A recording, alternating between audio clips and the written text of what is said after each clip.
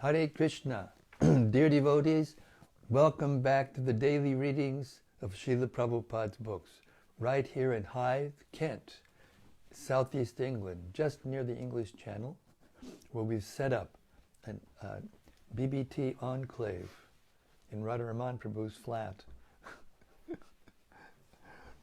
Today's Boxing Day. Material energy has them all boxed in. The modes of nature have boxed them in, and they're so controlled, and they're thinking that they're free, but they're not. So Srila Prabhupada's books are the panacea for that problem, to give people enough knowledge to know that they're boxed in and how to get out of the box. Śrīmad-Bhāgavatam Mahima Stotram by Srila Sanatana Goswami teaches everyone how to get out of the box, glorifying the Śrīmad-Bhāgavatam, which is the means of conquest. It goes like this. Sarva Shastrabdi Piyusha Sarva Vedaika Satpala Sarva Siddhanta Ratnaja Sarva Lokaika Drikprada. O nectar from the ocean of all scriptures, singular fruit of all the Vedas, rich mine of the precious gems of all conclusive truths, you are the only giver of sight to all the worlds. Sarva Bhagavata Purāṇa Śrīmad-Bhāgavata Prabho Kalidvandoditaditya Sri Krishna Parivartita. O life air of all the Supreme Lord's devotees, O Master Śrīmad-Bhāgavatam, you are the sun risen in the darkness of Kali. You are the exact image of Sri Krishna. Paramananda Pataya Prema Varshakshadayate Sarvada Savasevyaya Sri Krishnaya Namostume. I bow down to you, who are supremely blissful to read. Your every syllable pours down a flood of prema. You can always be served by everyone. You are Sri Krishna himself. Madeka Bando Matsangin Madguro Mad Mahadana Mandistadaga Mad Bhagya Mad Anandanostume. My only friend, my constant companion, my spiritual master, my great wealth, my savior, my good fortune, my source of ecstasy, I bow down to you. Asadu sadutadayin atini chochatakara hanamunchagadachin mam premna rit kantayokspura. O bestower of saintliness to the unsaintly, O exalter of the most fallen, please never leave me. Always appear in my heart and my voice with pure love. Om Namo Bhagavate Vasudevaya. Om Namo Bhagavate Vasudevaya. Om Namo Bhagavate Vasudevaya. So here we are, the second chapter of the first canto of Śrīmad-Bhāgavatam, entitled Divinity and Divine Service. This chapter is extremely important, and the verses and purports Srila Prabhupada used repeatedly throughout the years he stayed with us. So we've reached text 18. We just heard the famous verse which describes that hearing about Krishna is itself pious activity. But it's much more than pious activity, as we will hear. Text 18. Nasta prayesha bhadreshu nityang bhagavata sevaya bhagavat uttama shloke bhaktir bhavati naishtiki. By regular attendance in classes on the Bhagavatam and by rendering of service to the pure devotee, all that is troublesome to the heart is almost completely destroyed, and loving service under the personality of Godhead, who is praised with transcendental songs, is established as an irrevocable fact. Purport. Here is the remedy for eliminating all inauspicious things within the heart, which are considered to be obstacles in the path of self-realization. The remedy is the association of the Bhagavatas. There are two types of Bhagavatas, namely the book Bhagavata and the devotee Bhagavata. Both the Bhagavatas are competent remedies, and both of them, or either of them, can be good enough to eliminate the obstacles. A devotee Bhagavata is as good as the book Bhagavata because the devotee Bhagavata leads his life in terms of the book Bhagavata, and the book Bhagavata is full of information about the personality of Godhead and his pure devotees, who are also Bhagavatas. Bhagavata book and person are identical. The devotee Bhagavata is a direct representative of Bhagavan, the personality of Godhead. So by pleasing the devotee Bhagavata, one can receive the benefit of the book Bhagavata. Human reason fails to understand how by serving the devotee Bhagavata or the book Bhagavata, one gets gradual promotion on the path of devotion. But actually, these are facts explained by Srila Narada Dev, who happened to be a maidservant's son in his previous life. The maidservant was engaged in the menial service of the sages, and thus he also came in contact with them. And simply by associating with them and accepting the remnants of foodstuff left by the sages, the son of the maidservant got the chance to become the great devotee and personality, Srila Narada Dev.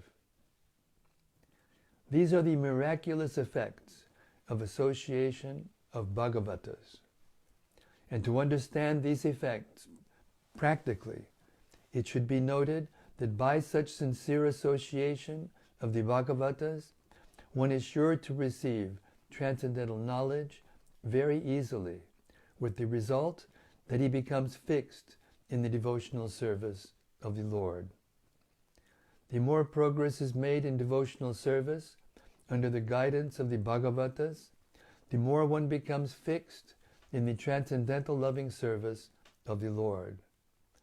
The messages of the book Bhagavata, therefore, have to be received from the devotee Bhagavata, and the combination of these two Bhagavatas will help the neophyte devotee to make progress on and on. Text 19. Tada rajastamo bhava kama lobhadayaschaye cheta etar anavridam cheta etar anavidam stitang satve prasidati. As soon as irrevocable loving service is established in the heart, the effects of nature's modes of passion, the effects of nature's modes of passion and ignorance, such as lust, desire, and hankering, disappear from the heart. Then the devotee is established in goodness, and he becomes completely happy. Purport. A living being in his normal constitutional position is fully satisfied in spiritual bliss. This state of existence is called Brahmabhuta, or Atmananda, or the state of self-satisfaction. This self-satisfaction is not like the satisfaction of the inactive fool. The inactive fool is in the state of foolish ignorance, whereas the self-satisfied Atmanandi is transcendental to the material state of existence. This stage of perfection is attained as soon as one is fixed in irrevocable devotional service. Devotional service is not inactivity, but the unalloyed activity of the soul. The soul's activity becomes adulterated in contact with matter, and thus the diseased activities are expressed in the form of lust, desire, hankering, inactivity, foolishness, and sleep.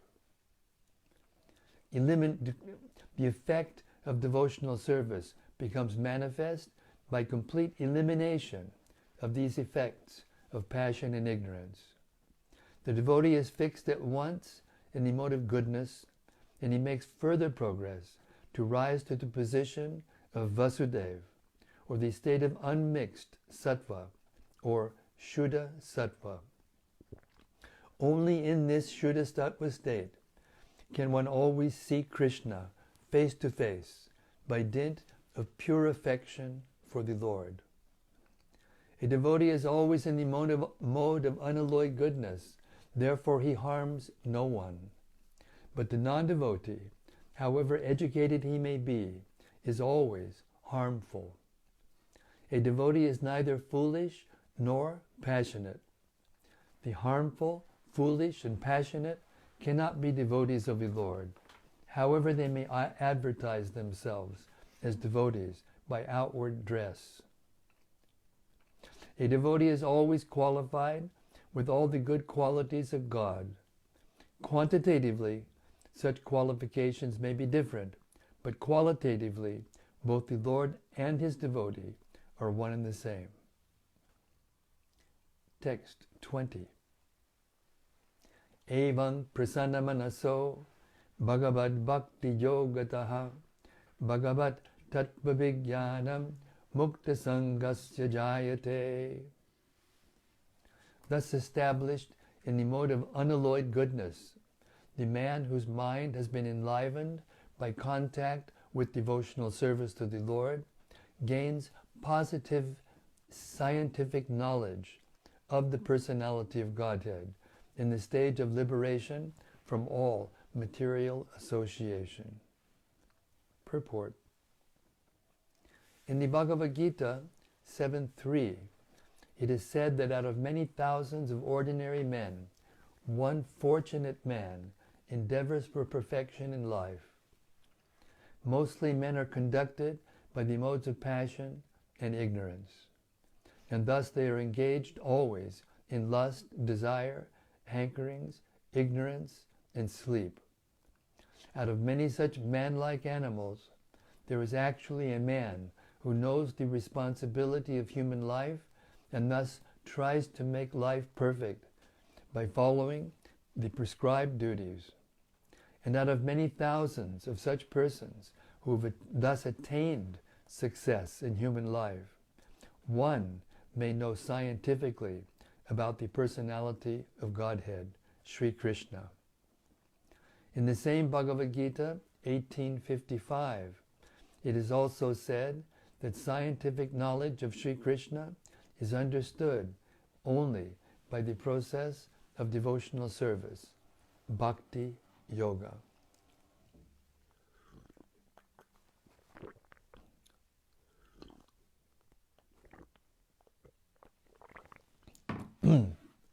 The very same thing is confirmed herein in the above words.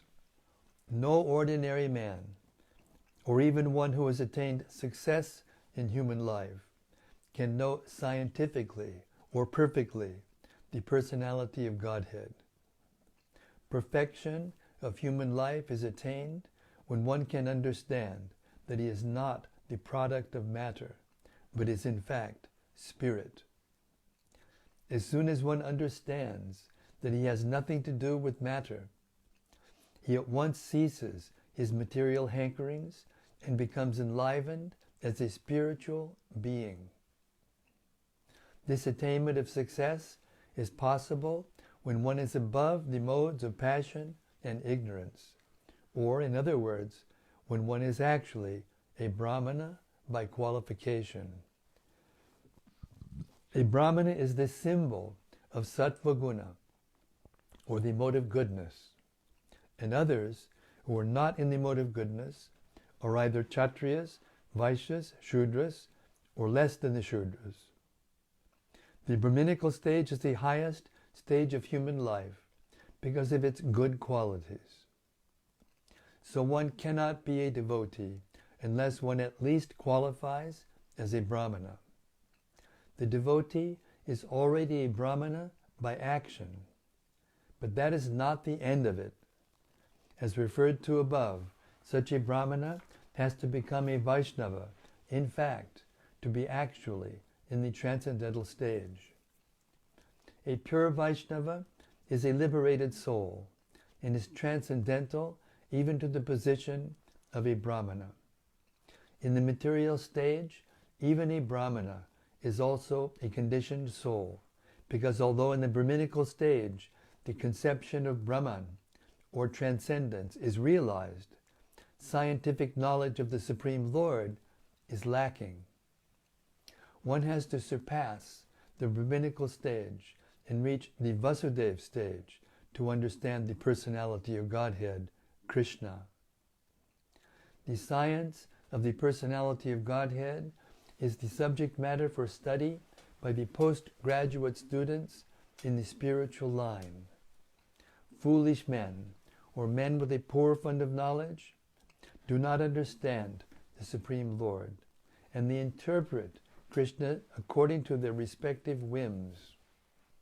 The fact is, however, that one cannot understand the science of the personality of Godhead unless one is freed from the contamination of the material modes, even up to the stage of a Brahmana.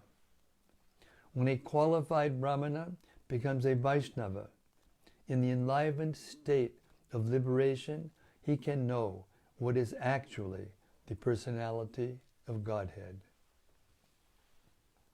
Text 21. Vidyate hridaya grantish chidyante sarva sangshayaha chiyante chasya karmani drishta evat manishvade. Thus the knot in the heart is pierced, and all misgivings are cut to pieces. The chain of fruitive actions is terminated when one sees oneself and one's master. Purport. Attaining scientific knowledge of the personality of Godhead means seeing one's own self simultaneously. As far as the identity of the living being is concerned, as far as the identity of the living being as spirit self is concerned, there are a number of speculations and misgivings.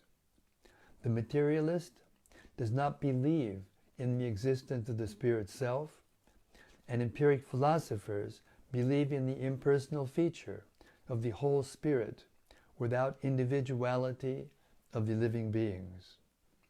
But the transcendentalists affirm that the soul and the supersoul are two different identities, qualitatively one, but quantitatively different. There are many other theories, but all these different speculations are at once cleared off as soon as Sri Krishna is realized in truth by the process of Bhakti Yoga. Sri Krishna is like the sun, and the materialistic speculations about the absolute truth are like the darkest midnight. As soon as the Krishna sun is arisen within one's heart, the darkness of materialistic speculations about the absolute truth and the living beings is at once cleared off. In the presence of the sun, the darkness cannot stand, and the relative truths that were hidden within the dense darkness of ignorance become clearly manifested by the mercy of Krishna, who is residing in everyone's heart as the Supersoul. In the Bhagavad Gita 10:11, the Lord says that in order to show special favor to his pure devotees, he personally eradicates the dense darkness of all misgivings by switching on the light of pure knowledge within the heart of a devotee. Therefore, because of the personality of Godhead's taking charge of illuminating the heart of his devotee, certainly a devotee engaged in his service in transcendental love cannot remain in darkness. He comes to know everything of the Absolute and the relative truths. The devotee cannot remain in darkness, and because a devotee is enlightened by the personality of Godhead, his knowledge is certainly perfect. This is not the case for those who speculate on the absolute truth by dint of their own limited power of approach. Perfect knowledge is called parampara, or deductive knowledge coming down from the authority to the submissive oral receiver who is bona fide by service and surrender. One cannot challenge the authority of the Supreme and know him also at the same time. He reserves the right of not being exposed to such a challenging spirit of an insignificant spark of the whole, a spark subjected to the control of the illusory energy. The devotees are submissive, and therefore the transcendental knowledge descends from the personality of Godhead to Brahma, and from Brahma to his sons and disciples in succession. This process is helped by the Supersoul within such devotees. That is the perfect way of learning transcendental knowledge.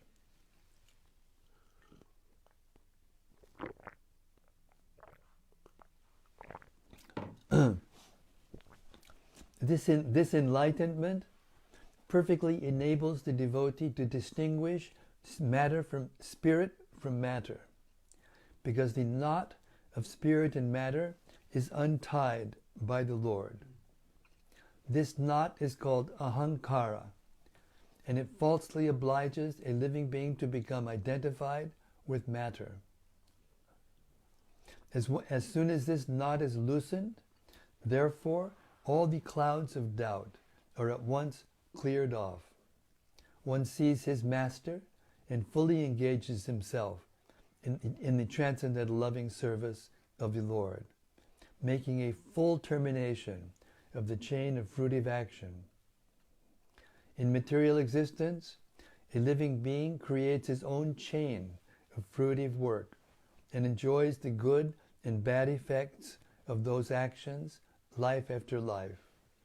But as soon as he engages himself in the loving service of the Lord, he at once becomes free from the chain of karma. His actions no longer create any reaction. Text 22. Ato vai kavayo nityam bhaktim paramaya buddha vasudeve bhagavati kurvantyatma prasadinim. Certainly, therefore, since time immemorial, all transcendentalists have been rendering devotional service to Lord Krishna, the personality of Godhead, with great delight, because such devotional service is enlivening to the self. Purport. The speciality of devotional service under the personality of Godhead, Lord Sri Krishna, is specifically mentioned herein. Lord Sri Krishna is the Swayam Rupa, personality of Godhead, and all other forms of Godhead, beginning from Sri Baladeva, Sankarshan, Vasudeva, Aniruddha, Pradyumna, and Narayana, and extending to the Purusha avatars, Guna avatars, Leela avatars, Yuga avatars, and many other thousands of manifestations of the personality of Godhead, are Lord Sri Krishna's plenary portions and integrated parts. The living entities are separated parts and parcels of this personality of Godhead. Therefore, Lord Sri Krishna is the original form of Godhead, and he is the last word in the transcendence. Thus, he is more attractive to the higher transcendentalists who participate in the eternal pastimes of the Lord. In forms of the personality of Godhead other than Sri Krishna and Baladeva, there is no facility for intimate personal contact, as in the transcendental pastimes of the Lord at Brajabhumi. The transcendental pastimes of Lord Sri Krishna are not newly accepted, as argued by some less intelligent persons. His pastimes are eternal and are manifested in due course once in the day of Brahmaji, as the sun rises on the eastern horizon at the end of every 24 hours. Text 23. Satvam rajas tama iti prakriter gunais tair yuktak padak pudusha eka ihasya datte stit yadaye harividin jihadeti samya shreyang sitatra kalu satvatanor nrinam suhu.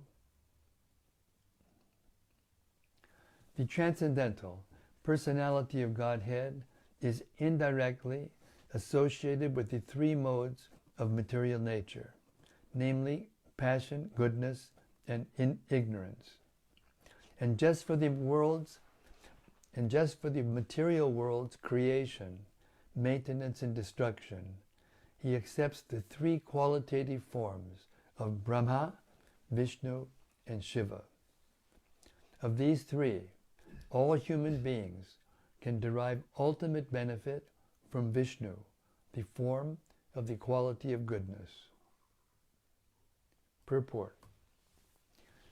That Lord Sri Krishna, by his plenary parts, should be rendered devotional service, as explained above, is confirmed by this statement.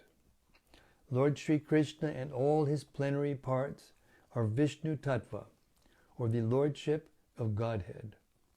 From Sri Krishna, the next manifestation is Baladeva.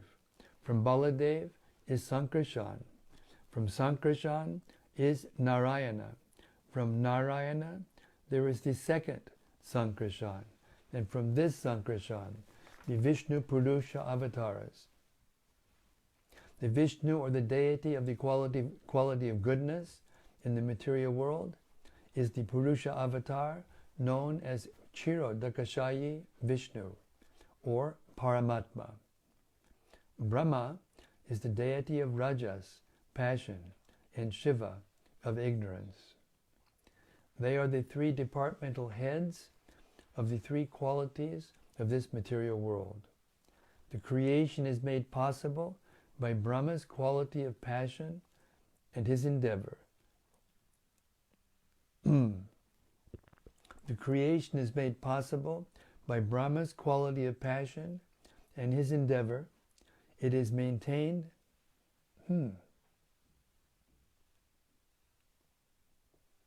I see. I'll read this again. I read it wrongly. Excuse me. The creation is made possible by Brahma's quality of passion and his endeavor.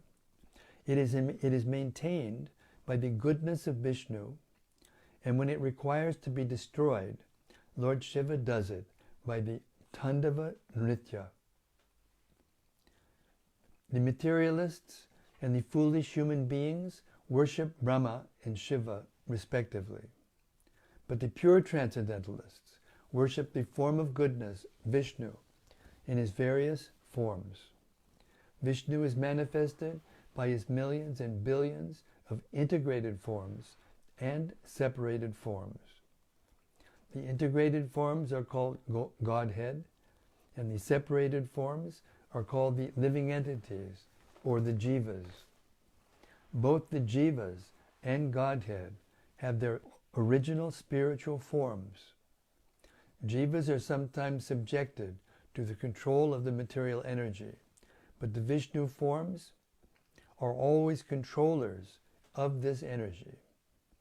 When Vishnu, the personality of Godhead, appears in the material world, he comes to deliver the conditioned living beings who are under the material energy. Such living beings appear in the material world with intentions of being lords, and thus they become entrapped by the three modes of nature. As such, the living entities have to change their material coverings for undergoing different terms of imprisonment. The prison house of the material world is created by Brahma under the instruction of the personality of Godhead. And at the conclusion of a kalpa, the whole thing is destroyed by Shiva. But as far as maintenance of the prison house is concerned, it is done by Vishnu, as much as the state prison house is maintained by the state. Anyone, therefore, who wishes to get out of this prison house of material existence, which is full of miseries like repetition of birth, death, old age, and disease, must please Lord Vishnu for such liberation. Lord Vishnu is worshipped by devotional service only, and if anyone has to continue prison life in the material world, he may ask for relative facilities for temporary relief from the different demigods like Shiva, Brahma, Indra, and Varuna.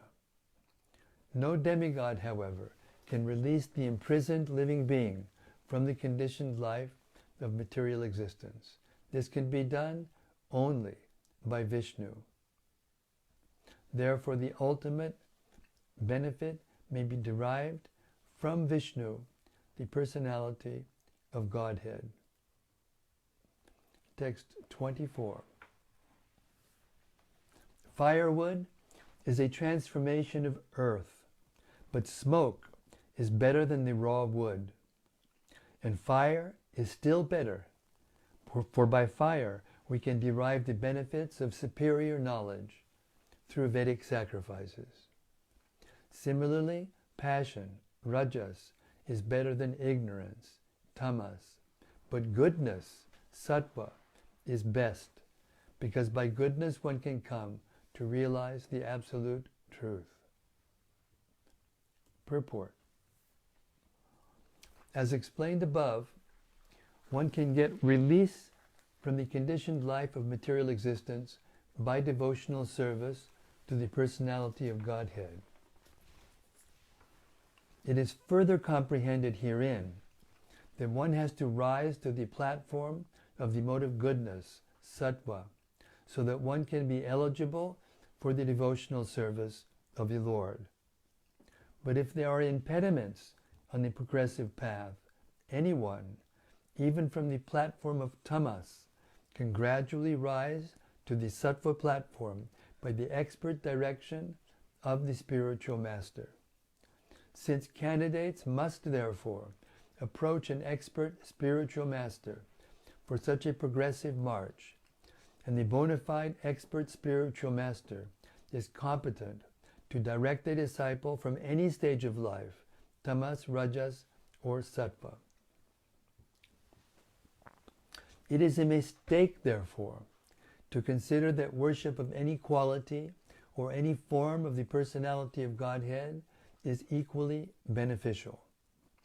Except Vishnu, all forms are separated, being manifested under the conditions of material energy. And therefore these forms of material energy cannot help one rise to the platform of sattva, which alone can liberate a person from material bondage. The uncivilized state of life, or the life of the lower animals, is controlled by the mode of tamas. The civilized life of man, with a passion for various types of material benefits, is the stage of rajas. The Rajas stage of life gives a slight clue to the realization of the absolute truth in the forms of fine sentiments in philosophy, art, and culture, with moral and ethical principles. But the mode of sattva is still a higher stage of material quality, which actually helps one in realizing the absolute truth. In other words, there is a qualitative difference between the different kinds of worshipping methods, as well as the respective results derived from the predominating deities, namely Brahma, Vishnu, and Hara. Text 25. Previously, all the great sages rendered service under the personality of Godhead due to his existence above the three modes of material nature. They worshipped him to become free from material conditions and thus derive the ultimate benefit. Whoever follows such great authorities is also eligible for liberation from the material world. Purport. The purpose of performing religion is neither to profit by material gain, nor to get the simple knowledge of discerning matter from spirit. The ultimate aim of religious performances is to release oneself from material bondage and regain the life of freedom in the transcendental world, where the personality of Godhead is the Supreme Person. Laws of religion, therefore, are directly enacted by the personality of Godhead, and except for the Mahajans, or the authorized agents of the Lord, no one knows the purpose of religion. There are 12 particular agents of the Lord who know the purpose of religion, and all of them render transcendental service unto him. Persons who desire their own good may follow these Mahajans, and thus attain the supreme benefit.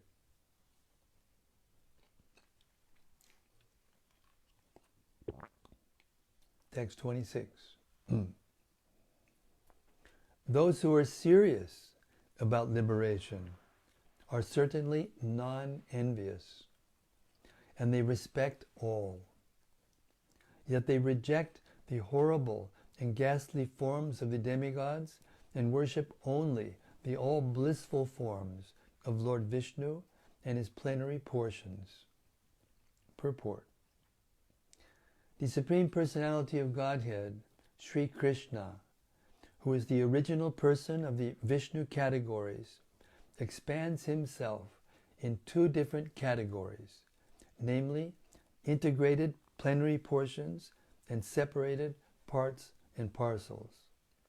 The separated parts and parcels are the servitors, and the integrated plenary portions of Vishnu Tattvas are the worshipable objects of service.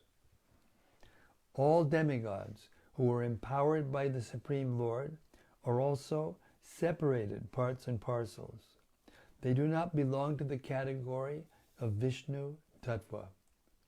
The Vishnu Tattvas are living beings equally as powerful as the original form of the personality of Godhead, and they display different categories of power in consideration of different times and circumstances.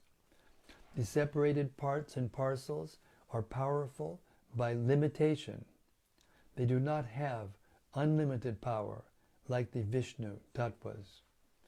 Therefore, one should never classify the Vishnu Tattvas or the plenary portions of Narayana, the personality of Godhead, in the same category with the parts and parcels.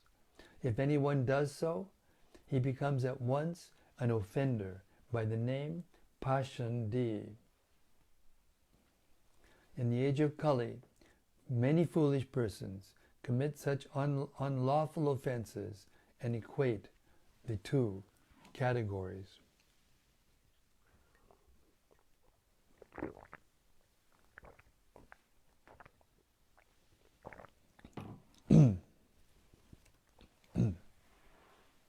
The separated parts and parcels have different positions in the estimation of material powers, and some of them are like Kala Bhairava, Shmashashana Bhairava, Shani, Mahakali, and Chandika. These demigods are worshipped mostly by those who are in the lowest categories of the mode of darkness or ignorance. Other demigods, like Brahma, Shiva, Surya, Ganesh, and many similar deities, are worshipped by men in the mode of passion, urged on by the desire for material enjoyment. But those who are actually situated in the mode of goodness, Sattva-guna, of material nature, worship only Vishnu Tattvas. Vishnu Tattvas are represented by various names and forms such as Narayana, Damodar, Vamana, Govinda, and Adhokshaja. The qualified Brahmanas worship the Vishnu Tattvas represented by the Shalagram Shila, and some of the higher castes, like the Kshatriyas and Vaishyas, also generally worship the Vishnu Tattvas. Highly qualified Brahmanas, situated in the mode of goodness, have no grudges against the mode of worship of others. They have all respect for other demigods, even though they may look ghastly, like Kala Bhairava or Mahakali. They know very well that those horrible features of the Supreme Lord are all different servitors of the Lord under different conditions. Yet they reject the worship of both horrible and attractive features of the demigods, and they concentrate only on the forms of Vishnu, because they are serious about liberation from the material conditions. The demigods, even up to the stage of Brahma, the supreme of all the demigods, cannot offer liberation to anyone. Hiranyakashipu underwent a severe type of penance to become eternal in life, but his worshipable deity, Brahma, could not satisfy him with such blessings. Therefore Vishnu and none else is called Muktipada, or the personality of Godhead who can bestow upon us mukti, liberation. The demigods, being like other living entities in the material world, are all liquidated at the time of the annihilation of the material structure. They are themselves unable to get liberation, and what to speak of giving liberation to their devotees. The demigods can award the worshippers some temporary benefit only, and not the ultimate one. It is for this reason only that candidates for liberation deliberately reject the worship of the demigods, although they have no disrespect for any one of them. And I'm going to stop here. I'm losing my voice a little, and it's already 7:50. So we'll stop here and petition the assembled sages to please share with us their reflections on these wonderful verses that we've been hearing today. Hare Krishna.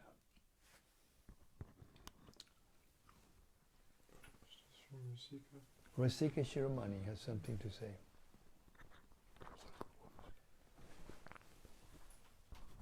Hare Krishna. Hare Krishna, Hare Krishna.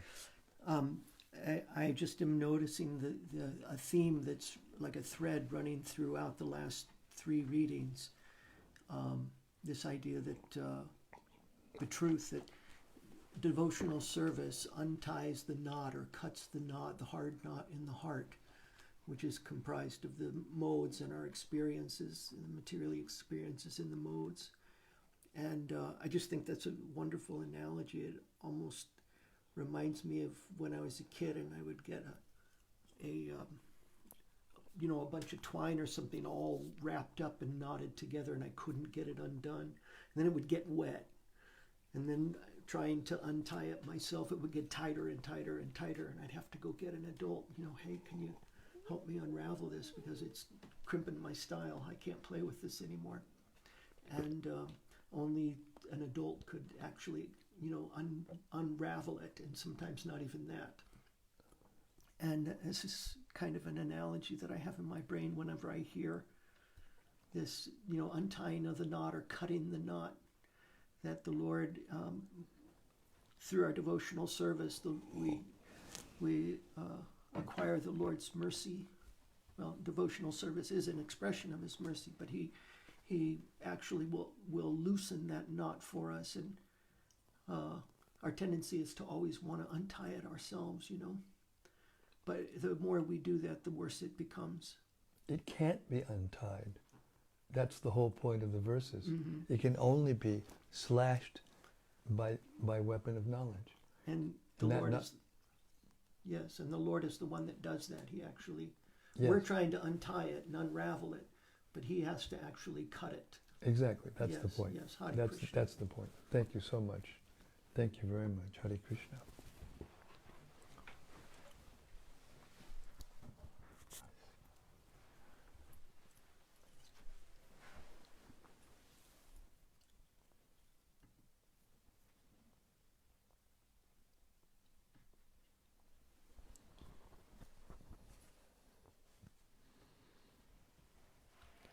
From Gopakanya Devi Dasi. Haribo Gopakanya, Hare Krishna.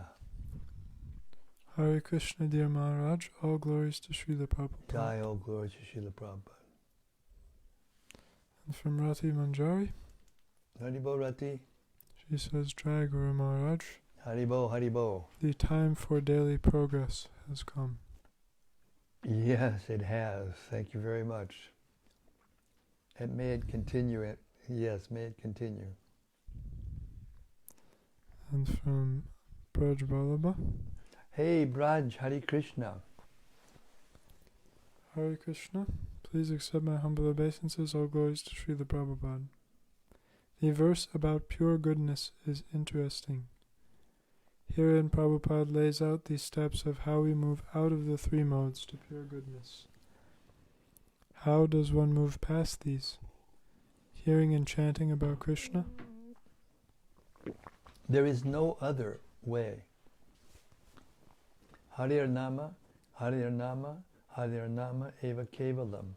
Kalo nasteva, nasteva, nasteva gatiranyuta. This is a special verse out of the Naradiya Brahmanaradiya Purāṇa. And it repeats the holy name 3 times, and it repeats the term no other way 3 times, just to drill it into the heart of the conditioned soul that he cannot overcome the material energy except through the chanting of the holy names of Krishna. And Gatiranyata means the goal, the topmost goal of existence, the pure love of God. So other activities may help us, and other activities may be detrimental to us. But bhaktya mam abhijanati yavanyas chasmi tatpadaha.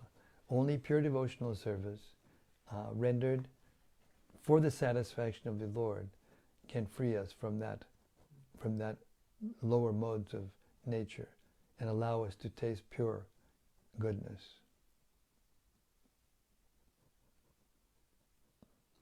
Hare Krishna. More from Braj Balaba. Jai Braj.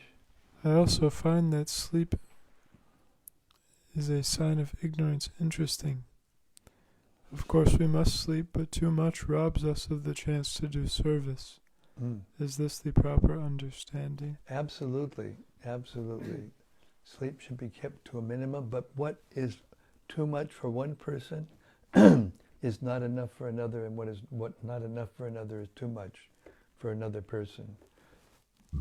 But the principle is to reduce it as much as possible according to our situation, according to our individual situation and need, health-wise, activity-wise, age-wise, etc., etc. But if we follow the acharyas in our line, then we will reduce the sleep as much as possible.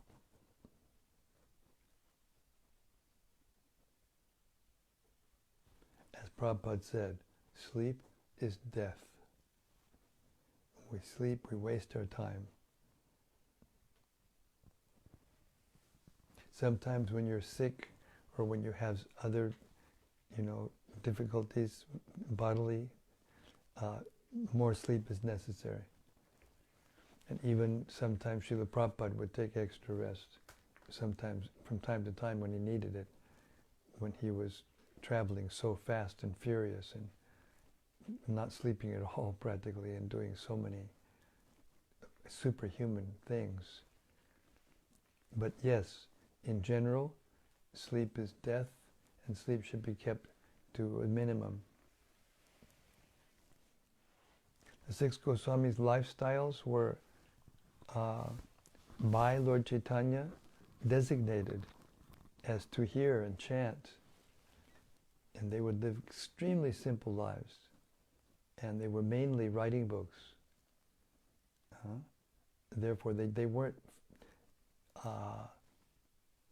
they didn't do strenuous physical activity, and therefore they could do with less sleep and less activity. But the real reason that they could do with less sleep is because they were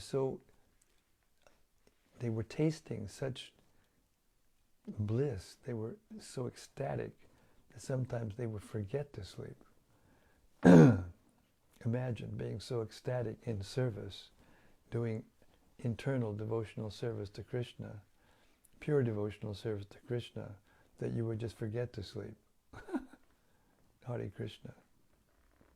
And Raghunath Das Goswami, who was the personification or the embodiment of the principle of austerity in the topmost realm of devotional service, he would eat, but he would eat a little cup of buttermilk every 2 or 3 days. That's all. And he didn't look healthy, according to the descriptions of persons who saw him. But he was so powerful and so effulgent that he would put whoever came in contact with him into spiritual ecstasy just by his presence. So yes, reduce the sleep as much as possible, but as Krishna says in the Gita, don't sleep too much and don't sleep too little.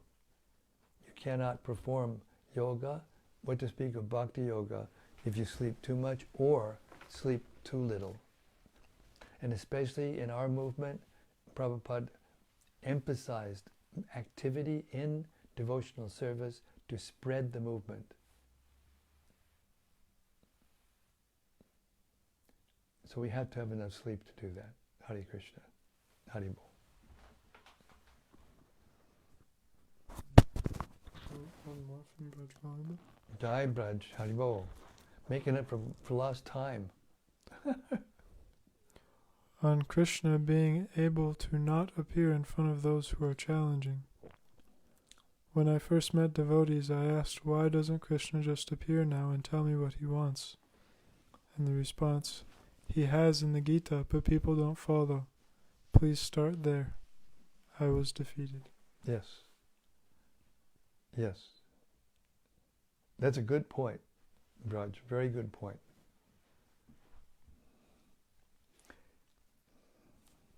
Not only can Krishna do it, he does it.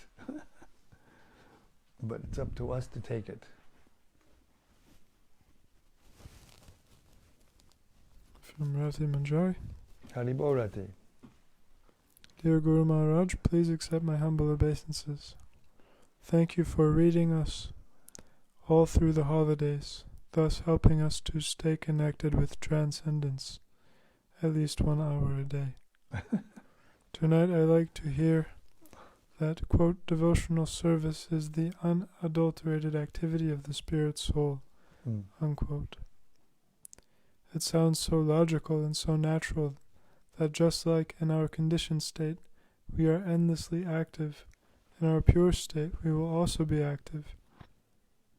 But then our efforts will be dedicated for the pleasure of the Lord.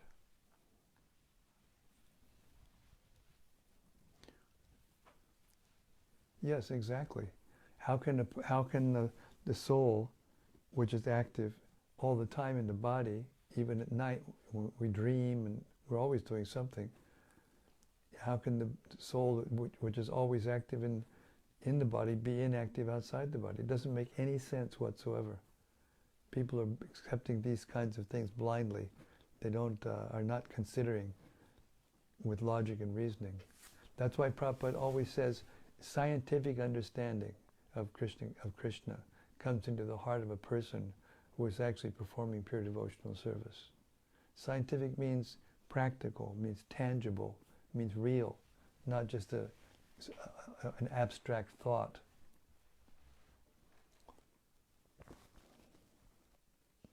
Hare Krishna.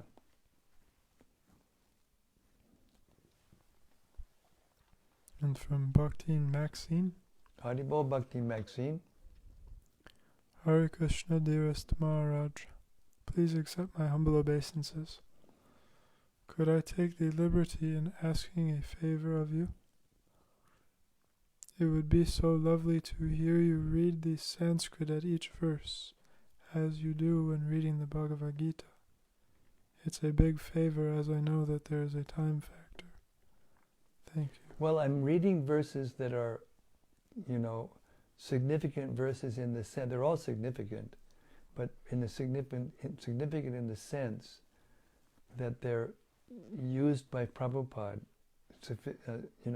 substantially in his preaching. To read both the Sanskrit and the English, it will increase the amount of time it will take to read the book. So I'll probably just stick with, the most important verses to read the Sanskrit. Hare Krishna. Please don't mind. From Bhakti Rupa. Yes, Bhakti Rupa. Haribol. Thank you for reading this evening, Maharaj. I've noticed that this chapter describes a gradual progression in devotional service. Yes. I wondered if perhaps you could comment on this. Thanks, Maharaj. Yes, that's actually a fact. The verses in the second chapter take us from impersonal liberation to following the rules and regulations, to the liberated position, and then eventually to love of God. Nashtaprayo Shabadreshu Nityam Bhagavata Seviya. When one gets to that stage, Nishta, the word is Nishta is used. So from faith to association with devotees, to engaging in devotional service, to eliminating our anarthas, to becoming fixed, and then tasting Krishna's pastimes and Krishna's association. It's all described in these verses in the second chapter of the first canto of Śrīmad-Bhāgavatam. In other words, the books that are written by the Goswamis about these things, about the science, the Bhagavatam is the basis for all of it. All the literatures and the commentaries are all based on the Bhagavatam.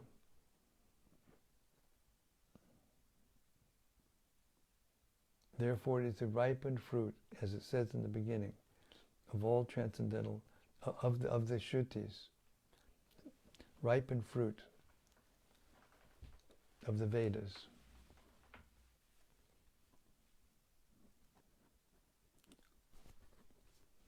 From Gauranga Gopal. Haribol Gauranga Gopal, Hare Krishna. Hare Krishna Maharaj, please accept my humble obeisances. Jai, glories to Srila Prabhupada. All glories to Srila Prabhupada. Thank you for welcoming us back after having been absent for most of the marathon. I really appreciated the use of the term enlivened, referring to the effects devotional service has when in contact with the self. It sounds like practicing devotional service actually gives us life. I also have a common question, which the answer doesn't seem to stick in my mind. What does the word Godhead refer to? Thank you very much. Well, the Godhead refers to everything. Krishna is everything. Therefore, Prabhupada translates the Supreme Personality of Godhead. Krishna is the source, the fountainhead of everything. And the Godhead is a person. But it includes the energies of the person, the Supreme Person. So altogether, all those energies is the Godhead. The Supreme Personality of Godhead is the source of all other personalities of Godhead, expansions of Godhead, and all other energies. Therefore, it's the most complete description or definition of what God is. The Supreme Personality of Godhead.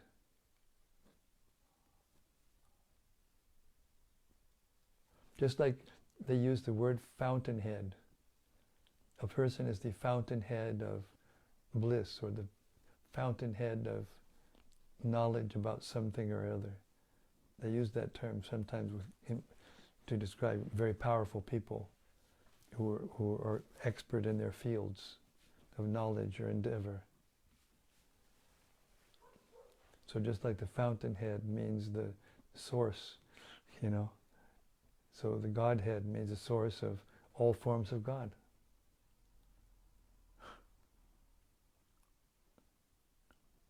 Hare Krishna. From Anandamurti Devidasi. Haribol Anandamurti. Dear Guru Maharaj and all devotees, please accept my humble obeisances. All glories to Srila Prabhupada. Thank you so much for today's reading of Śrīmad-Bhāgavatam. Today I found that the entire Bhagavatam is recommending people to worship the Supreme Personality of Godhead and serve Him and no one else. Yes. When I was a new devotee, I found so many people worship Lord Shiva and Durga in local area in India. Most of the Japanese people don't even know the Supreme Lord and the demigods. So I found that this world is as it is which Bhagavatam describes. Yesterday I have distributed 14 Bhagavad Gita and 6 Krishna book. But a rare person really has the interest to know about the Supreme Personality of Godhead. Yes, that is a fact. Therefore, Prabhupada told us, never become discouraged, never become disanimated, because not that many people take up Krishna consciousness seriously. It's only for a rare few, and that's the way it is. We can't be disappointed with the way things are. There's only one source of disappointment, and that is called false expectation. Whenever you have a false expectation means it never comes out the way you expect it to, and therefore you become disappointed.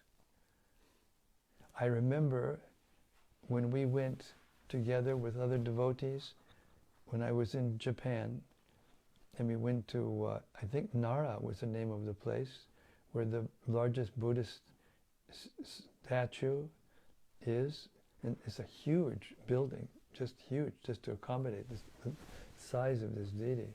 And on the side, there was a description, And I don't remember exactly what the words were, but it was talking about Vedic concepts, right from the Vedic concepts, about the different planetary systems. And anyway, it was right from the Vedas.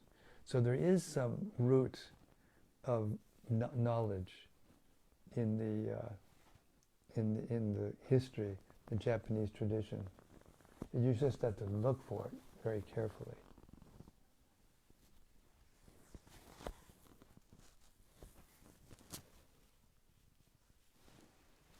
Hare Krishna. Paramohini Devidasi. Paramohini, Hare Krishna. She says Hare Krishna. Hare Krishna.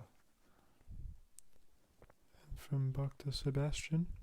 Bhakta Sebastian, Hari Bol, I hope you had a great marathon. Hare Krishna, dear Guru Maharaj, please accept my humble obeisances. All glories to Srila Prabhupada. Thank you for reading tonight. What stuck out for me was Prabhupada emphasizing that hearing and chanting ends in fixed devotional service, which I can observe in advanced devotees around me. The ones fixed in executing their respective services are the ones fixed in hearing and chanting. Yes. And all of them hear submissively. Yes.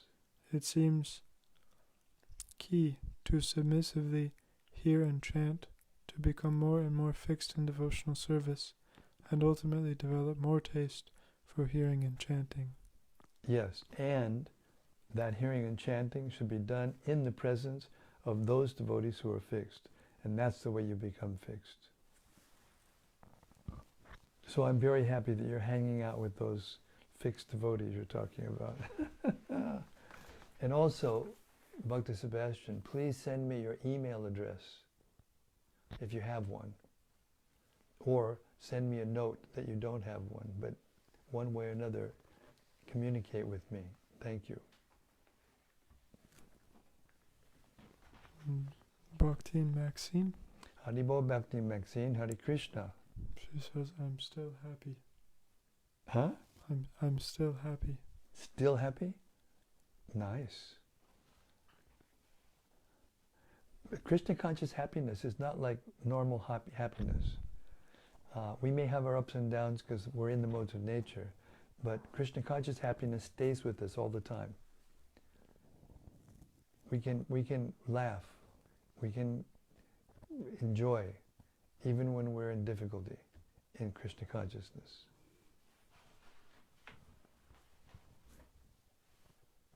That is real happiness, not happiness that comes and goes.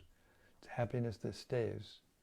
And the more you advance, the happiness grows and it gets more steady until it's overwhelming.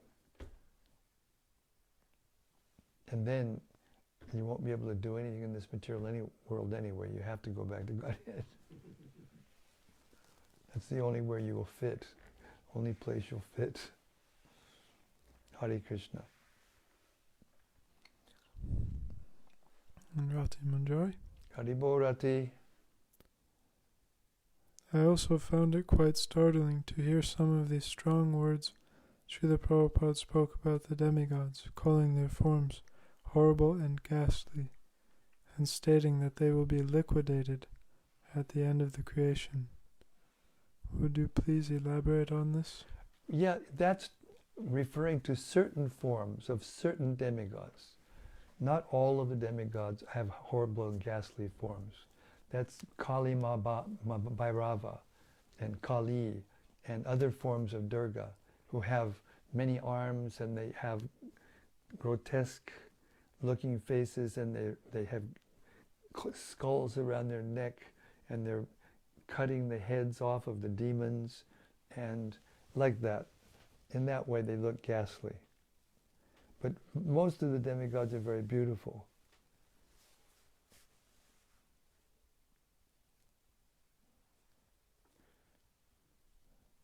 But we don't disrespect the demigods. It's one of the, in the Nectar of Devotion, in the Bhakti Rasamrita Sindhu, Rupa Goswami outlines the basic principles of devotional service. And there are 10 do's and 10 do-nots that are the first things that one should accomplish before one can move on into devotional life. And one of them is not to disrespect the demigods. We don't worship the demigods as separate from Krishna. We don't worship the demigods for material benefits, because we worship Krishna for everything. But at the same time, we don't disrespect them, because they are empowered representatives of Krishna. Purusham Rishu. Krishna says in the Gita, I am the ability in man, and I'm the power. Anybody who shows some kind of special power or special ability, that we should see as Krishna providing it. And therefore we offer special respect, but we don't worship them. Hare Krishna. From Anandamurti. Yes, Anandamurti. She says, yes, Guru Maharaj, Nara is the oldest city in Japan, Yes. located next to Osaka. Yes. There are so many of the oldest temples, and many of them are coming from Vedic scriptures. Yes. I would like to bring you there again. Hare Krishna, thank you. Don't think it hasn't entered my mind. Just not so easy for me to move these days. Hare Krishna. And from Rati Manjari, Jai Rati. she says, thank you for always answering my questions and encouraging me to reflect. Well, you're very thank you for your reflective questions.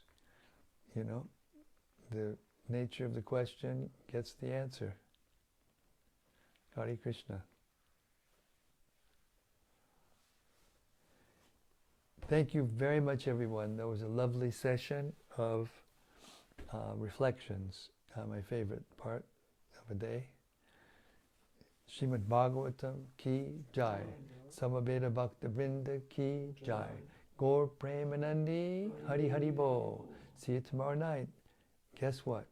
Same time, same place, same topic. The unfolding of the Śrīmad-Bhāgavatam, the summum bonum of knowledge and life. See you tomorrow. Hare Krishna.